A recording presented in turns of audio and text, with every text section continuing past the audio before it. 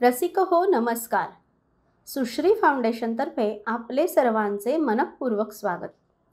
आपल्याबरोबरचे ऋणानुबंध अधिक दृढ करणारा उपक्रम म्हणजे ऋणानुबंध रक्ताचे या पुस्तकातील ललित लेखांचे वाचन. भारतीय विचार साधना पुणे यांनी प्रकाशित केलेल्या आणि महेंद्र वाघ लिखित पुस्तकातील या ललित लेखाचे नाव आहे पुलंची काल्पनिक रक्तपेढी भेट. श्रोते हो, जनकल्याण रक्तपेढीला आजवर अनेक मान्यवरांनी भेटी दिल्या आहेत. यात बहुतेक सर्वच क्षेत्रांचा समावेश असला तरी राहून गेलेल्या काही भेटींपैकी अशीच एक भेट म्हणजे महाराष्ट्राच्या लाडक्या व्यक्तिमत्वाची. आपल्या दर्जेदार साहित्यकृतीतून कित्येक पिढ्यांना निर्भेळ आनंद देणारे आणि मुख्य म्हणजे सामाजिक जाणीव असलेले व्यक्तिमत्व म्हणजे आपले पुरुषोत्तम लक्ष्मण देशपांडे अर्थात पु ल देशपांडे. श्रोते हो, प्रत्यक्षात ही भेट आज शक्य नसली तरी लेखकाने पुलंबद्दल आदर व्यक्त करून आणि लेखन धाडसाबद्दल विनम्र क्षमा याचना करून लिहिलेला आजचा लेख म्हणजे पुलंची काल्पनिक रक्तपेढी भेट. ऐकूया तर मग पुलंची काल्पनिक रक्तपेढी भेट. नमस्कार मित्रांनो. खरं तर ज्या विषयातली आपल्याला फार गती नाही अशा विषयांमध्ये शिरायचं किंवा अशा ठिकाणी जायचं मी सहसा टाळतो. शिवाय साध्या डासांच्या रक्तानं देखील मला गरगरतं हे इथे बसलेल्या बहुतेकांना नक्की माहीत आहे. पण रक्तपेढीची ही मंडळी मात्र कदाचित माझ्या मनातील भीती जावी या इराद्याने असेल अक्षरशः हटूनच बसली आणि वेताळाला खांद्यावर टाकून निघालेल्या विक्रमादित्याच्या इरीशिरीने या लोकांनी इथल्या रक्तबंबाळ परिसराचे सांगोपांग दर्शन मला घडवून आज आपला हट्ट अखेर पूर्ण केलाच.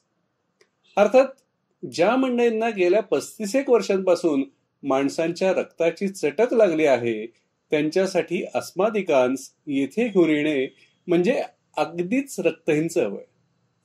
कारण आत्ताच डॉक्टर साहेबांनी दिलेल्या माहितीनुसार वयाच्या 65 नंतर हा रक्तपात थांबतो.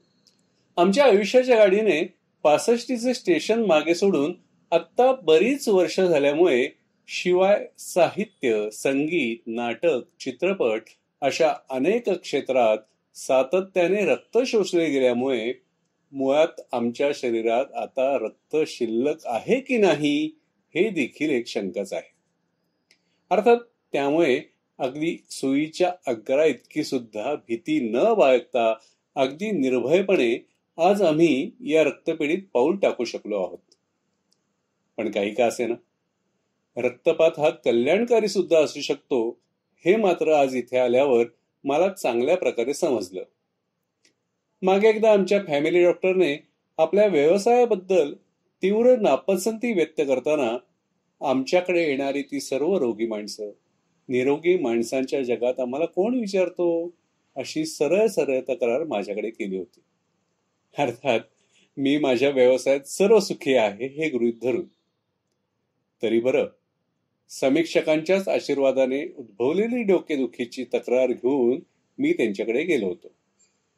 पण कधी नव्हे ते एक डॉक्टर माझ्यासारख्या रुग्णाला आपल्या तक्रारी सांगतोय या आनंदात आपल्या व्यवसायजन्य व्यथा त्यांना न ऐकवता त्यावेळी मी गप्प बसलो.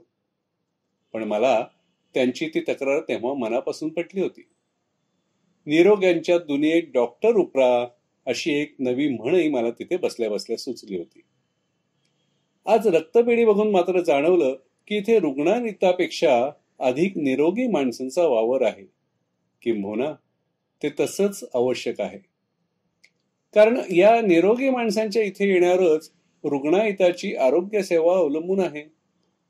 त्यामुळे माझ्या फॅमिली डॉक्टर सारखी तक्रार किमान रक्तपेढीतले डॉक्टर्स तरी करणार नाहीत याची मला खात्री आहे. याखेरीज दुसरी एक गोष्ट मला खूप महत्वाची वाटली.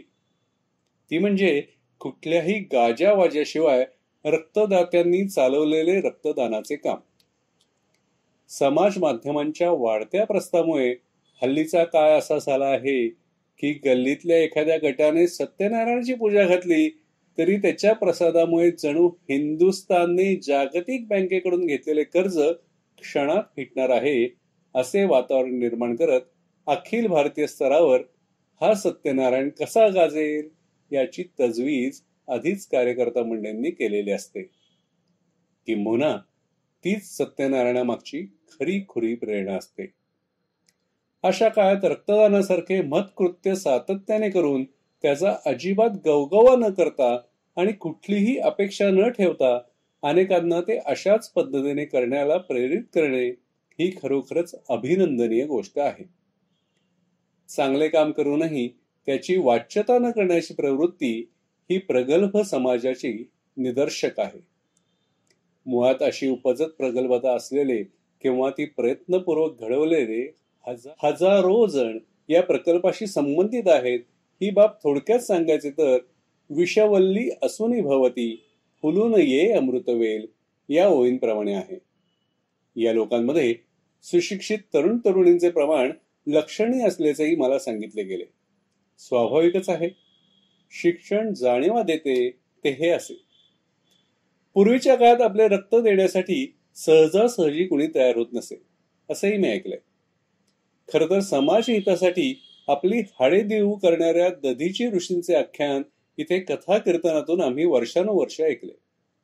तरी देखील त्याच समाजात रक्त हवे आहे, बोला, कोण कोण देणार हा प्रश्न रुग्णांभोवतीची गर्दी हटवण्यासाठी डॉक्टरांना विचारावा लागणे हा दुर्दैवी विरोधाभासच. रामकथा चालू असताना भरतभेटीच्या प्रसंगामुळे हमसून रडणारा एखादा रामभक्त त्याच रामकथेमध्ये दुसऱ्या दिवशी रामाने त्यागलेले सिंहासन विसरून माझ्या खांबाजवळच्या जागेवर का बसला असे म्हणत दुसऱ्या एका रामभक्ताबरोबर हमरी तुमरीवर आलेलाही येथे पाहायला मिळतो. एकंदरीतच भरताचा आणि रामाचा त्याग, दधीचीचे आत्मबलिदान या गोष्टी आम्ही अर्त्यांपुरत्याच मर्यादित ठेवून दैनंदिन जीवनात या आदर्शांचा वारा देखील आपल्या जगण्याला लागू न देण्याची अगदी पुरेपूर खबरदारी घेतली आहे.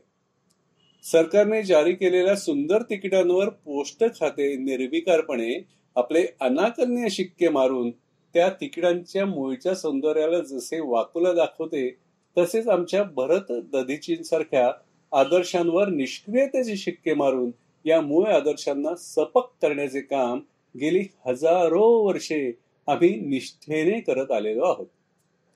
तुमचा त्याग कितीही महान असला तरी आमचे दुर्लक्ष त्याहून महान आहे हे आम्ही अनेकदा सप्रमाण सिद्ध केले आहे. पण असे असले तरी सगळीच परिस्थिती काही वाईट नाही हे मात्र अशा ठिकाणी आल्यावरच जाणवते. बाबा आमट्यांकडे जितक्यांदा मी गेलो तितक्या वेळा मला जाणवले ते हेच की अजूनही खूप काही चांगले शिल्लक आहे. गरज आहे ती फक्त अशा कामांचा गुणाकार होण्याची. डॉक्टर साहेबांनी मगाशी रक्तापासून रक्तघटक कसे तयार होतात हे मला दाखवलं.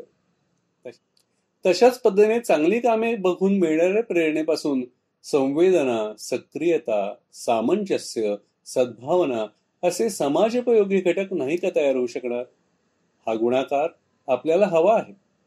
हे जेव्हा होईल तेव्हा तयार झालेल्या प्रेरणेचा खऱ्या अर्थाने उपयोग झाला असे म्हणता येईल. रक्तघटकांचा उपयोग गरजू रुग्णांना होतो तसा असो. आज माझ्यासारख्या एका रक्तहीन व्यक्तीला आपल्यासारख्या रक्तसाधकांसमोर बोलायला उभे करण्यात आयोजकांची नेमकी काय कल्पना आहे याचा मला अजूनही अंदाज आलेला नाही. हे म्हणजे श्रेष्ठ शास्त्रीय गायकांच्या मैफिलीमध्ये कुठल्या तरी नवोदिताने स्वरालंकार म्हणून दाखवण्यासारखे आहे. पण या निमित्ताने नवोदिताला योग्य स्वरज्ञान व्हावे असाही आयोजकांचा छुपा हेतू असण्याची शक्यता नाकारता येत नाही. काही असो, आज आपणा सर्वांना भेटून बरं वाटलं. मी स्वतः आज रक्त देण्याच्या स्थितीत नसलो तरी आपल्यासारख्यांशी सातत्याने बोलून उरलं सुरलं रक्त आटवण्याची माझी मनापासून तयारी आहे. त्यामुळं आपलं नातं हे रक्ताचंच आहे. ऋषी दधीचींच्याच आत्मबलिदानापासून ते ज्ञानोबा तुकोबांच्या निर्हेतुक पंढरीच्या वारीपर्यंत चालत आलेल्या एका महान पारमार्थिक परंपरेशी थेट जोडणारं हे नातं आहे. आपण श्रद्धेने करता ते रक्तदानही या नात्याचेच एक प्रगटीकरण आहे. ते रक्तदान चिराई हो, रक्ताची नातीही चिराई होत. धन्यवाद.